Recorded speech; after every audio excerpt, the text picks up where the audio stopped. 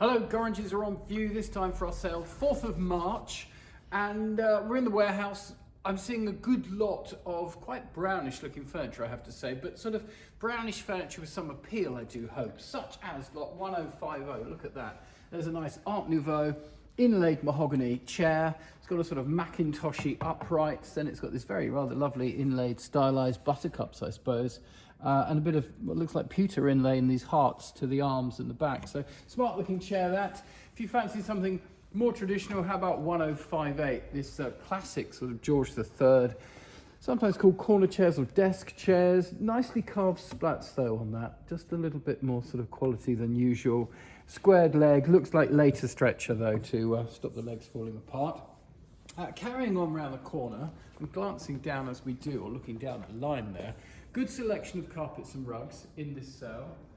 We've been seeing quite a few of them of late, and seems to be a bit more interest as well in that sort of thing, in Persian carpets and the like. So running around the corner and drifting backwards before you, lots of long case clocks this time. We sort of talk about them rather sadly these days because they do make so little. I guess it was sort of every house had a long case clock if they liked antiques at one time, and it was often the sort of gentleman's thing that they liked long cases. So what do we look for in long cases? Well, what's the case made of? Mahogany, oak, walnut, something exotic. Is it a brass dial or a painted dial? Traditionally painted dials less desirable. How long does it run for? 30 hours or 8 days? These things all make a difference. So here's an 8-day clock. How do we know that? Well, it's got the 2 holes, and one's for winding, one's for the chiming. It's oak and mahogany. It's going to be early 19th century, sort of 1820 or something like that, 1820, 1830, but just not overly sought after. Here's another one, very dark oak case. Looks like it may have been slightly modified by the Edwardians. Painted dial again, got a slight continental look about that dial. That's lot 1101. As we go past some pier glasses, dressers, chests of drawers, Venetian mirrors, RT cut metal mirrors, we come to another clock here, 1111 this one, in a sort of japanned case. So nicely decorated case this, doesn't quite go all the way down to the foot, which may have seen some adjustment, may have been lifted up, this one in fact. Looks a little bit older, more sort of 1790s, 1800. Again, we've got the 8-day movement, we've got a painted dial, subsidiary seconds, date, aperture, all pretty standard sort of fare. The other thing that can make a difference is where they're from. If it's a maker and it's from your village, and I was talking to someone yesterday who lives in Seaford, and they said there have been 3 clockmakers in Seaford, but they've only ever seen 1 Seaford clock. That sort of thing can make them desirable. I think Lewes had quite a few, dozen maybe 20 makers. So Lewes makers pop up quite regularly, and some are more desirable than others. So these are things that drive prices on long cases. As with so many things, if you start paying attention to them and sort of understanding them, you can get an interest. And the next thing you know, you might have a long case clock in your house. Let's hope so, because that will put the prices up. Anyway, there we go. Nice mixture over here.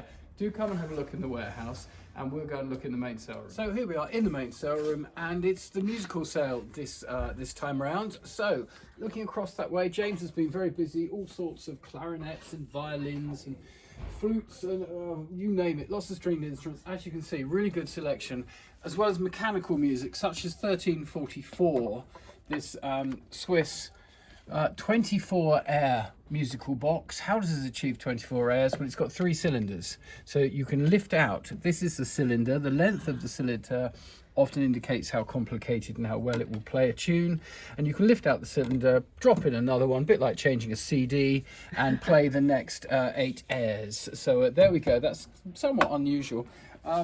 Plain case on that one. Here's another one, 1323. This one's hasn't got a removable cylinder, but is in a somewhat more ornate manner. And there we see it, again saying the 8 airs with the list of them. Sublime Harmony for Piccolo. So there we go. PVS Saint Croix is the maker. So an interesting lot there for you to consider. Should mechanical music be your thing. I'm going to have a poke around behind the counter. So behind the counter, all sorts of treasures to examine. 1761, how about that? Yes. So back in the day being 1962, Stacey Marks down sort of Eastbourne way promoted Xavier Waffles oils and various other painters of these sort of Austrian, Bavarian looking gentlemen, smoking pipes and things like that, usually quite finely painted, somewhat out of fashion today, you'll be surprised to hear. 100, 150 pounds, something like that. For the collectors, this is fun, look at that, Pullman parlour car. Unusually printed with a bullfighting scene. What does that suggest it could be selling? Well, I have no idea. Sewing cottons, apparently, for Clark & Co. But lovely box set, great fun. That is lot number 1524. It sits next to, rather pleasing, coal-painted bronze inkwell. The glasswell would have sat in the tree trunk with the red squirrel playing a trumpet, as they do. 1523, yet another curiosity. How about a sign with that lights up and tells you to sort of go left and down? 1512, always something different in the sale. So I'm going to focus this week a little bit on some silver, just because there's a really good selection under there, quite an array for you. And so I've picked out a few curiosities. 1827, this is not old. This is a cast silver fox head. And traditionally we call these a stirrup cup, but you'd expect them to be about that big, the size of a cup. The idea being the huntsman can drink from it whilst in the saddle, and then he passes it back to his groom or what have you. He doesn't need to put it down, therefore it doesn't need to stand up. Often made as fox's heads, sometimes horses, etc., stags. So that's a bit different. It's a 20th century one, it's in cast silver, it's nicely made. 1846, these little curiosities had Roger scratching his head. They bear Russian 88 zlotnik marks. They have enamelled decoration, very much in the Russian tradition. There are 3 of them. They bear marks that look suspiciously like Fabergé, but they're not of the quality of Fabergé. So, but they're definitely of the age. They're definitely sort of 1900-ish. So a curious lot there, 1846. For the traditionalist, 1856, nice pair of sort of tub-shaped salts, gilt interiors, full set of marks there. John Ely, I would imagine, around about 1800-ish, with a nice crest. Quite pleasing those, nice condition, just need a buff up. In the box, what's in the box? 1868.